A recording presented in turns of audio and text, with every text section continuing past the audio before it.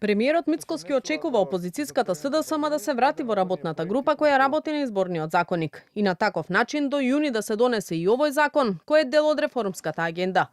Тој денеска повтори дека по состанокот со директорот за проширување во Европската комисија Герт Копман е оптимист дека е можна испорака на сите чекори во предвидениот рок и порача дека продолжувањето на европскиот пат не се темели само на уставните измени. Еден или два чекори зависат од учеството на опозицијата во нив, тоест еден во овој грес период, тој изборниот законник. Се надевам дека таму разумот ќе преовладее, дека ќе се вратат во работната група и ќе го усвоиме сите заедно овој реформски закон, затоа што реформите не се само промени на уставот.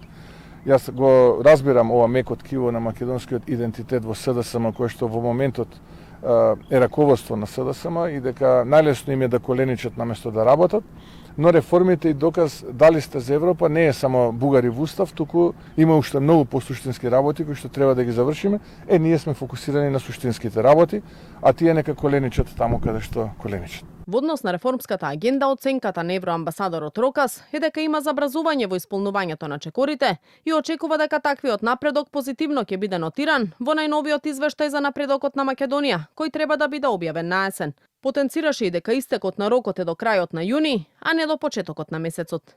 Годишниот извештај на Европската комисија е во тек на подготвување, така да ќе биде, треба да се финализира некаде до септември. Меѓутоа, во генерала воопшто, кога ќе се спореди со извештајот од минатата година, може да нотираме дека има забрзување на процесот на реформите, така да јас искрено се надевам дека овогодишниот извештај ќе може да покаже дека напредок е направен и дека ќе имаме и резултати. Од СДСМ пак велат дека Мицкоски не успеал да исполни реформската агенда и затоа сега се обидувал да најде алиби.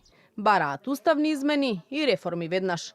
Вети дека до 1 јуни ќе ги заврши сите точки од реформската агенда. Сега кога не успеа да исполни ништо, повторно бара разум од СДСМ.